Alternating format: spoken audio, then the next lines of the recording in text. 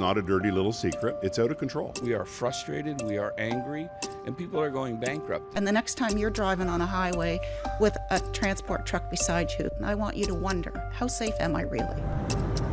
We're in a big rig traveling east down the 401. It's a highway that has many transport truck drivers on it every day. But as we're finding out, all of those drivers aren't getting paid the same, and it's wreaking havoc in the trucking industry.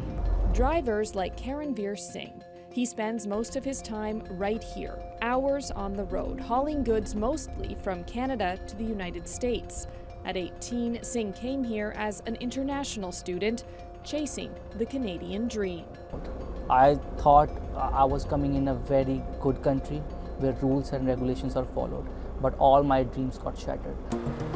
His story is one of unpaid wages, unsafe working conditions, and being misclassified as a contractor when he was really an employee. Their problems, he says, are widespread. Truck drivers are the backbone of this country. See how you're treating your truck drivers. They are the one who's suffering from wage theft. They are eventually leaving this industry because it's so abusive. There is so much harassment. There is so undercutting of wages, wage theft in this country, in this profession, misclassification. The employers treat us as a disposable commodity.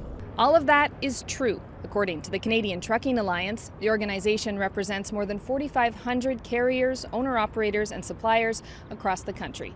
It says that even during this trade war, the biggest threat to the trucking industry is actually the underground economy and a model they call Driver Inc. We believe that in some parts of Canada, at least a third of the companies and the drivers are participating in this. And it's hurting us twofold as a society. Those are taxes that aren't going into our social network system. And on the flip side of it, it's about a 30% advantage in the marketplace. So what it's doing, it's driving compliant companies and the drivers that work for those companies out of business. An advantage because the employer can save a lot of money. Here's how it works. A carrier company hires what it calls incorporated drivers. This means the driver is selling their services to a company. Since they're not classified as employees, their take-home pay is more, but they lose labor rights. Things like fair pay, overtime and vacation pay, and health and safety protections. They're supposed to pay regular taxes plus an extra 5%. Problem is, Stephen Laskowski says, they're not always doing it. For 10 years, I've come here and said, please collect the taxes that are owed to you by people in my industry. And for 10 years, have I felt silence? No. Have we had anywhere near the action? It hasn't even come close. Laskowski says companies are purposely misclassifying drivers to save money. He estimates the Driver Inc. model has cost the government $1 billion. And we have worked and pleaded with governments to address it. And the reality is, they are starting to, but nowhere near to the level that needs to be done. Nowhere near. So basically, Laskowski is saying companies involved with the Driver Inc. model aren't paying any payroll taxes, and that some drivers operate as ghosts and don't file taxes at all. He says the CRA needs to bring back penalties for companies who don't fill out T4As to indicate something called fees for service. There's been a moratorium on that since 2011. If it was lifted, it could help the CRA target trucking companies that rely heavily on independent contractors and audit them. But this tax lawyer says doing that is a sledgehammer approach and would clog up the system for everyone. The people who are really pushing the boundaries, they actually know how to not get in trouble from CRA also. Like if you set up shell companies, you don't put your name as a director of your corporation, you can do all these things to ultimately kind of creditor-proof yourself against CRA. In a statement, the CRA told us it's working to strengthen tax compliance in the trucking industry, and when it comes to the $1 billion in lost taxes, it says the CRA is not aware of the analysis that underlies this claim and therefore cannot comment. Singh says whatever they're doing, it's not working. He was misclassified as a contractor in both of his first 2 jobs. I was a new driver. I didn't know much, right? How trucking companies operate, what are the things I need to take care of, what are the questions I should ask them. I was just so happy to get a job. But in his case, the jobs didn't pay. After 3 years of fighting for lost wages at the Canada Labour Board, he just recently got an order. He's owed nearly $40,000, money he's not expecting to get back. It's useless. Until the government enforce it, it is useless. These companies, they know what they are doing. Most of the times they will find new immigrants, new truck drivers to target because they are so easy to target because every new immigrant is desperate for a job. So it's widely known. It's not a dirty little secret. It's out of control.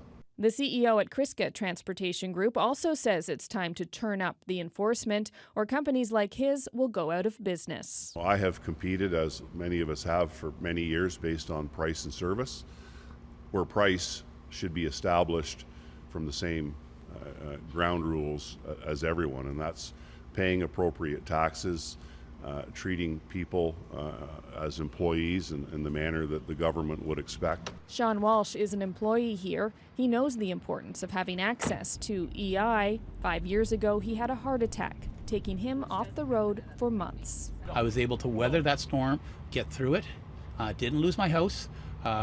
We didn't put hot dogs in our macaroni anymore, but we still had our meals. It was a testament to what we have in Canada. And the only way we have our social services in Canada is if we pay our fair share in taxes. The drivers were treated with a lot more respect than they are now. The whole industry is going down. Ron Langevin has been in the industry for decades. He too worries about the future. There's so much wrong with this industry right now. And the problem is it's the people my age that are getting out of it. And nobody's stepping in to take our places. Neither one of my boys want to take over because it's a mess. The Langevins suspect companies that use the Driver Inc. model may also be cutting corners elsewhere, including safety, like basic truck maintenance. 2022 saw the highest number of transport truck crashes in more than a decade in Ontario, and the numbers remain high. These issues are falling through the cracks, and the next time you're driving on a highway with a transport truck beside you, I want you to look at it, and I want you to wonder, how safe am I really? Singh says in his experience, that assessment is true. Companies that misclassify employees care more about making money than safety. Take his first trip across the border at Port Huron, for example. He was the passenger being trained by who he thought was an experienced driver. I met the driver and he was polite, and he, after like 1 or 2 hours, he explained to me that he have just done one trip. He basically destroyed the fender. He hit the concrete wall over there at the border, and I was so surprised, like, this is supposed to be my trainer, and he just like damaged the truck. And that wasn't all. And so after a few days, they told me that, oh, so there's a new driver. We are in need of a driver. We want them, but you have done a trip. So now you have to train this driver. So, but just don't tell her that you just did one trip. So you just go with her, tell her that you have done a couple of trips, and you can just train her. You already done a trip, so you know what are the things you should take care of and what are the things you should not. Singh is now an employee at a different company, fighting to make sure his experience doesn't happen to anyone else. He's with this group, Justice for Truck Drivers. It works to help drivers who say they've lost wages, been misclassified, or were otherwise exploited. The government will let these companies operate knowing that they are bad employers who steal wages, who make the drivers work with unsafe equipment in unsafe conditions. They want their stuff delivered, they want their job done.